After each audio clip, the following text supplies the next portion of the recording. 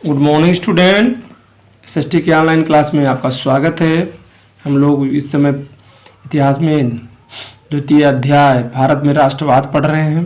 राष्ट्रवाद के अंतर्गत हम लोगों ने प्रथम विश्व युद्ध के बारे में थोड़ा सा पढ़ा, खिलाफत आंदोलन के बारे में पढ़ा और असहयोग आंदोलन। प्रथम विश्व युद्ध 1914 से 1918 तक चला, जिसमें भारत के बिना आज्ञा के ही अंग्रेज़ों ने भारत को सम्मिलित कर लिया और भारत के लोगों से कहा गया कि यदि आप लोग इसमें बढ़ चढ़कर हिस्सा लेते हैं तो प्रथम विश्व युद्ध के बाद हम लोग आपके बारे में कुछ सोचेंगे। इसके कारण बहुत से भारतीय, खासकर महात्मा गांधी भी उनकी बातों में आ गए और गांधी जी ने गांव-गांव घूमकर लोगों को सेना में भर्ती होने के लिए प्रोत्साहित किया, जिसके कारण उन्हें सेना में भर्ती करने का सर्जेंट या एजेंट कहा गया। प्रथम विश्व युद्ध में तुर्की की हार के बाद, चूँकि तुर्की जर्मनी के साथ था, हारने के बाद उस पर अपमानजनक संधियाँ ला दी गई, तो भारतीय मुसलमानों को लगा कि तुर्की के साथ ये अन्याय है। जो उसमें वहाँ के शासक थे मुस्तफा कमाल पाशा, खलीफा जो थे उनके, तो इसलिए यहाँ के भी मुसलमानों ने अपना एक आंदोलन शुरू किया और जिसका महात्मा गांधी का समर्थन था, जिसे खिलाफत आंदोलन कहा जाता है। महात्मा गांधी के राजनीतिक जीवन की शुरुआत 20 साल के प्रवास के बाद होती है। गांधी जी 20 साल तक साउथ अफ्रीका रहे। साउथ अफ्रीका में भी पुर्तगाली, डच और फ्रांसीसी और अमेरिका और ब्रिटेन के उपनिवेश थे। वहाँ पे भी रंगभेद की नीति अपनाई जाती थी, जिसका खामियाजा गांधी जी को खुद भुगतना पड़ा था। तो गांधी जी ने जो भी सत्याग्रह आंदोलन किए, ये सारे आंदोलन वहाँ वो अफ्रीका में पहले ही कर चुके थे। 9 जनवरी 1915 में भारत आगमन के बाद उन्होंने भारत की स्थिति को समझा। भारतीय आंदोलन या सत्याग्रह आंदोलन करने के पहले जो भारत में उनके राजनीतिक गुरु थे गोपाल कृष्ण गोखले, वो उनसे मिले और उन्होंने भारत के राज्यों के घूमने या भ्रमण करने की बात कही। आज हम लोग का जो टॉपिक है वो सत्याग्रह आंदोलन है। सत्याग्रह आंदोलन कह सकते हैं भारत में गांधी जी ने सबसे पहला जो आंदोलन किया था वो था चंपारण सत्याग्रह या चंपारण आंदोलन। रामचंद्र शुक्ल नाम के एक व्यक्ति थे, जिनके आह्वान पे वो बिहार गए।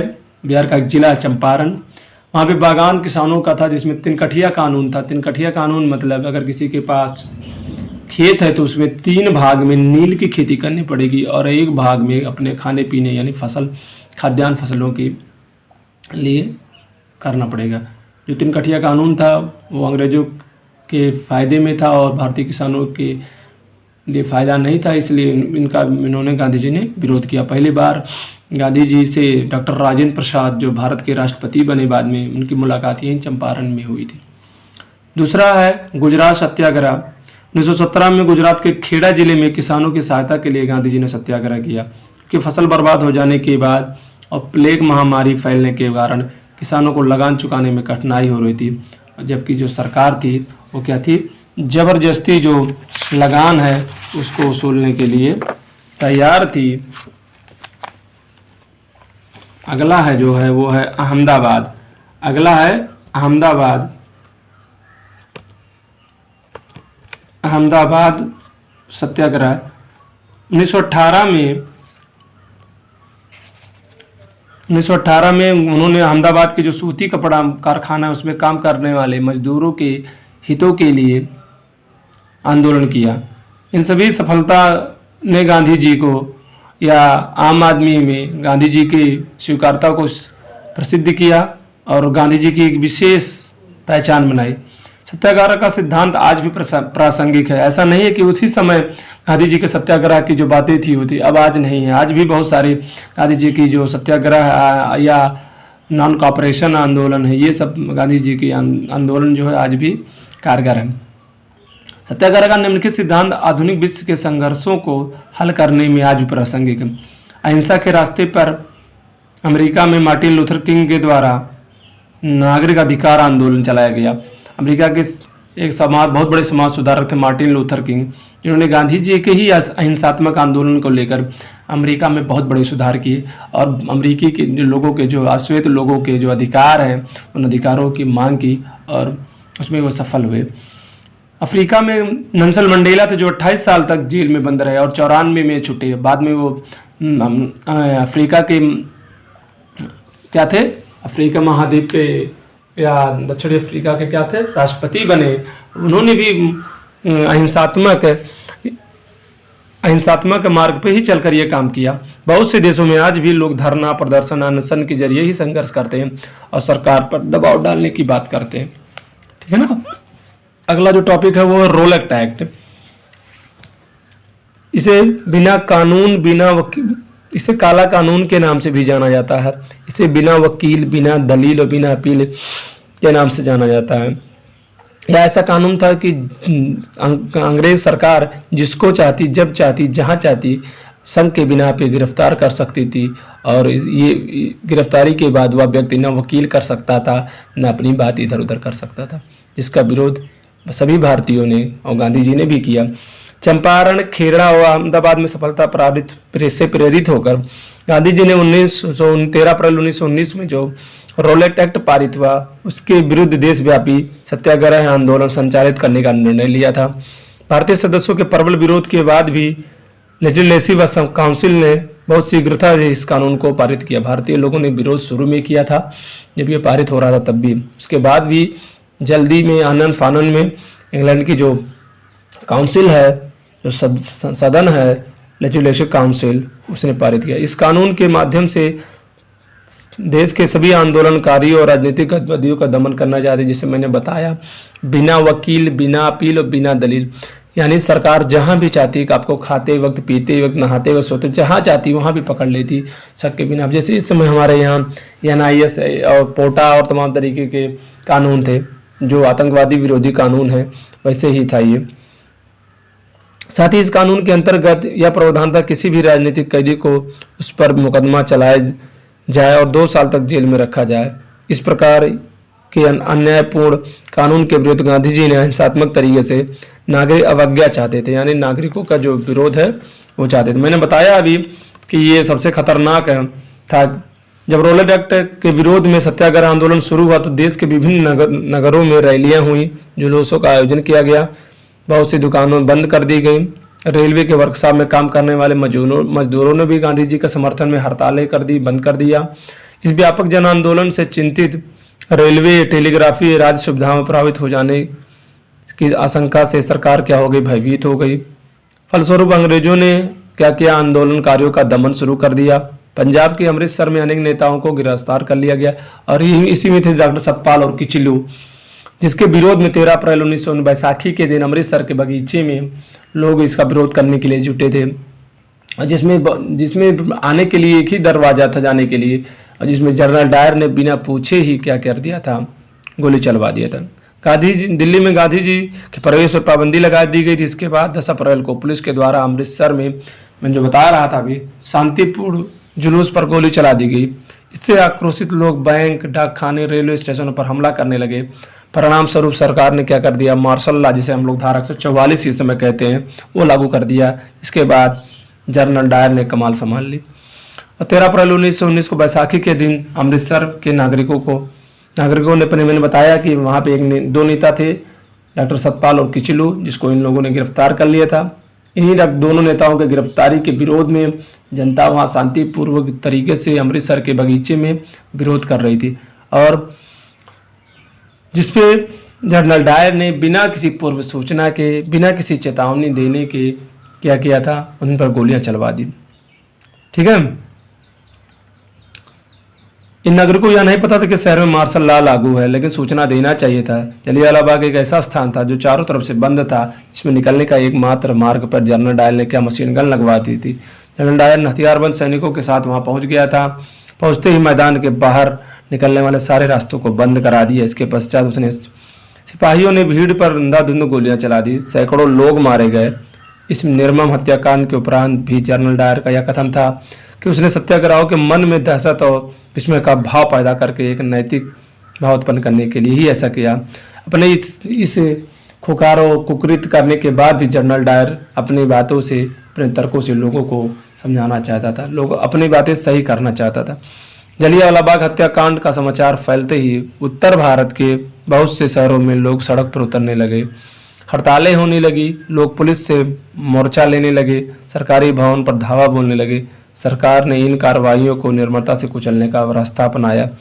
सरकार लोगों को आतंकित और अपमानित करना चाहती थी, अतः सत्याग्रह को जमीन पर नाक रगड़ने, सड़क पर घसीट कर चलने, सभी अंग्रेज बाबू को सलाम करने के लिए मजबूर किया गया। लोगों को कई स्थानों पर कोड़े मारे गए। गांव में से गुजरात वाला पंजाब पर बम फेंस बरसाए गए। हिंसा फैलते देख गांधी जी ने रोलक एक्ट विरोधी आंदोलन वापस ले लिया, क्योंकि ये हिंसात्मक था। रोलक एक्ट सत्याग्रह एक बहुत बड़े आंदोलन के रूप में उभर आया था, परंतु अभी भी शहरों और कस्बों तक ही सीमित था। गांधी जी की इच्छा थी कि देश में और भी ज़्यादा व्यापक रूप से जनाधार वाला यह आंदोलन संचालित किया जाए, लेकिन उनका विश्वास था कि हिंदू मुस्लिम को एक दूसरे के पास या एक दूसरे के से बिना समझे ऐसा कोई आंदोलन नहीं चलाया जा सकता। उनका मानना था कि खिलाफत का मुद्दा उठाकर दोनों समुदाय को एक साथ लाया जा सकता है। उधर प्रथम विश्व युद्ध में ऑटोमन तुर्की प्रभावित, तो जिसे मैंने अभी बताया, और यह अफवाह फैल गई थी कि तत्कालिक लोग वहाँ इस्लामिक जो विश्व गुरु हैं खलीफा ऑटोमन सम्राट पर क्या करेंगे, कठोर संधियाँ ला देंगे। मैंने अभी आपको शुरू में वीडियो में बताया था। खलीफा की तत्कालिक शक्तियों की रक्षा के लिए 1919 में मुंबई में एक खिलाफत कमेटी का गठन किया गया, जिसमें मोहम्मद अली जिन्ना और शौकत अली बंधुओं के साथ चर्चा आरंभ हुई। और सितंबर 1920 में कांग्रेस के कलकत्ता अधिवेशन में गांधी जी ने भी दूसरे नेताओं से इस बात के लिए मना लिया कि खिलाफत आंदोलन के समर्थन और स्वराज के लिए एक सहयोग आंदोलन की शुरुआत करनी चाहिए। अब अगला है असहयोग ही क्यों। गांधी जी ने 1909 में अपनी पुस्तक हिंद स्वराज में की रचना की। इस पुस्तक में उन्होंने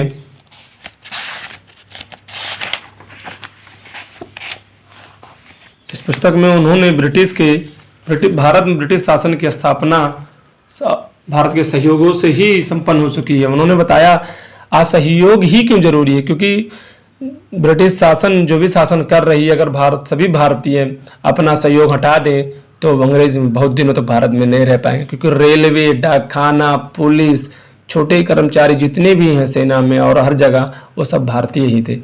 वकील, डॉक्टर ज़्यादातर। तो अगर ये लोग विरोध कर देते या त्याग पत्र दे देते तो बहुत ज़्यादा दिन तक हमें नहीं लगता कि अंग्रेज भारत में रह सकते थे।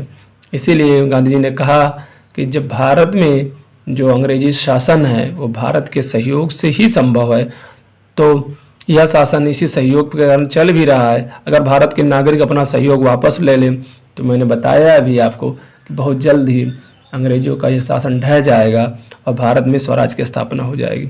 असहयोग का विचार आंदोलन कैसे बन गया था, इस संबंध में गांधी जी का सुझाव था कि आंदोलन चरणबद्ध तरीके से आगे बढ़ना चाहिए। इसके लिए सर्वप्रथम नागरिकों को सरकार द्वारा दी गई पदवियां लौटाना चाहिए। सरकार ने सरकारी नौकरियों, सेना, पुलिस और अदालत, विधायी परिषदों, विद्यालय और विदेशी वस्तुओं का बहिष्कार करना चाहिए। सिस्टम तरीके से इन्होंने इसमें क्या किया, एक सिस्टम बनाया।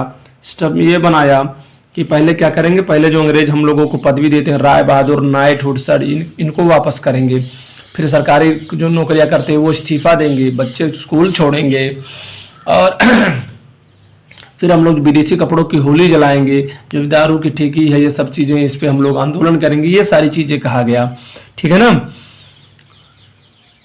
अगर सरकार दमन का रास्ता अपनाती है तो व्यापक स्तर पर सविनय अवज्ञा आंदोलन शुरू करना शामिल था। इसके लिए 1920 में ही गांधी जी ने शौकत अली गांधी जी ने देश भर में जनसभाएं और यात्राएं शुरू कर दी थी। ये देखिए चित्र में दिया है, विदेशी कपड़े का बहिष्कार हो रहा था जुलाई 1922 में। असहयोग आंदोलन से संबंधित प्रस्ताव और कार्यक्रमों से कांग्रेस के कई नेता सशंकित थे। वे नवंबर 1920 में होने वाली विधायी परिषद हेतु चुनाव का बहिष्कार करने से संबंधित परस्पर असमंजस। 1920 में विधायी परिषद का चुनाव होना था, जैसे हमारे यहाँ विधानसभा या लोकसभा का होता है, उसमें चुने जाने के लिए परेशान थे कि अगर हम अंग्रेजों का विरोध करेंगे तो हमें अंग्रेज कैसे चुनेंगे या हमको कैसे सदस्य बनाएंगे। इसलिए अपने लाभ के लिए ये डर रहे थे। उन्हें डर था कि इस आंदोलन में लोग हिंसक कार्रवाई कर सकते हैं। सितंबर से दिसंबर तक कांग्रेस में काफ़ी खींचतान चलती रही।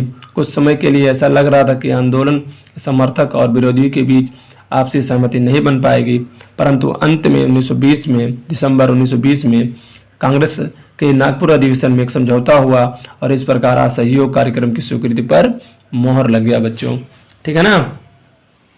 और यह आंदोलन किस प्रकार आगे बढ़ा और उसमें किन किन लोगों ने भाग लिया, विभिन्न सामाजिक समूहों ने असहयोग आंदोलन के विचारों में किस प्रकार समझा, इसे हम लोग आगे पढ़ेंगे। हम लोग का जो अगला टॉपिक है वो है आंदोलन के भीतर अलग अलग जो विचारधाराएं थी, उन विचारधाराओं को हम लोग आगे पढ़ेंगे। धन्यवाद। आप लोग अपने क्वेश्चन आंसर लिख के ग्रुप में भेजिए, जो बच्चों का होमवर्क भेजने का ग्रुप है उस पर भेजिए, और या तो मेरे नंबर पे भेजिए। जो लोग होमवर्क को लिख के भेजेंगे उन्हीं का अटेंडेंस लगाया जाएगा। अभी तक केवल अभिलाष ने ही क्वेश्चन आंसर किया है, अभिलाष। और मैं चाहता हूं कि आप लोग सभी लोग, हम जितने भी 10th के बच्चे हैं वीडियो देख रहे हैं, वीडियो देखें, क्वेश्चन आंसर फर्स्ट का लिखें कॉपी पे, फेयर पे और मेरे पास भेजें।